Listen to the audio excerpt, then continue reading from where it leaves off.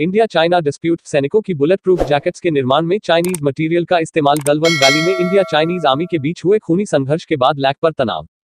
Indian ministry of defence ने कंपनियों को 2 लाख बुलेट प्रूफ जैकेट्स का आदेश दिया। लद्दाख की गलवान घाटी, गलवान वैली में भारत और चीनी सेना, इंडिया एंड चाइनीज आर्मी के बीच हुए खूनी संघर्ष के बाद लैग पर तनाव बढ़ता जा रहा है। यही वजह है कि भारत ने वर्तमान परिस्थितियों को भांपते हुए भविष्य की चुनौतियों से निपटने के लिए तैयारी शुरू कर दी है। इस क्रम में भारतीय रक्षा मंत्रालय, इंडियन मिनिस्ट्री ऑफ डिफेंस ने रक्षा क्षेत्र से जुड़ा सामान बनाने वाली कंपनियों को 2 लाख बुलेट प्रूफ जैकेट्स और प्रोटेक्टिव गियर बनाने का आदेश दिया है। इस कदम के पीछे सरकार का मकसद लद्दाख में फॉरवर्ड बेस के साथ लेह तक सैनिकों के पर्याप्त सामग्री का भेजना है। इस बीच इन रक्षा सामग्री को तैयार करने वाली सामग्री को लेकर विवाद खड़ा हो गया है। दरअसल भारत में फिलहाल ओरिजिनल इक्विपमेंट मैन्युफैक्चरर्स OEM रक्षा उत्पाद असेंबल करने में चीनी रॉ मटेरियल का प्रयोग होता है। इनमें से कुछ कंपनियों को 2017 में 1,86,000 बुलेट प्रूफ जैकेट्स तैयार करने का कॉन्ट्रैक्ट मिला था। इन जैकेट्स का निर्माण फिलहाल अंतिम चरण में है।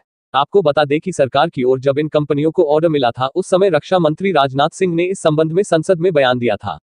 राजनाथ सिंह ने कहा था कि सेना के लिए सुरक्षा उपकरण बनाने में चीन से होने वाले कच्चे माल के आयात पर कोई प्रतिबंध नहीं है। अब चूंकि भारत चीनी सैनिकों में झड़प के बाद परिस्थितियों में बदलाव आया है, तो ऐसे में सरकार पर चीनी उत्पादों के इस्तेमाल पर प्रतिबंध लगाने को लेकर दबाव बढ़ा है। नीति आयोग के सदस्य और DRDO के पूर्व प्रमुख VK सारस्वत ने इस संबंध में पुनर्विचार करने का आश्वासन दिया है। सारस्वत ने कहा कि पिछले साल हमने चीनी से होने वाले कच्चे माल के आयात को घटाने का प्रयास किया है। इसकी एक वजह यह भी है कि चीनी सामान की क्वालिटी संदेह के दायरे में आती है। उन्होंने कहा कि हमने पहले से ही कॉन्ट्रैक्ट वाली कंपनियों को चीनी कच्चे माल की क्वालिटी चेक करने को कहा है।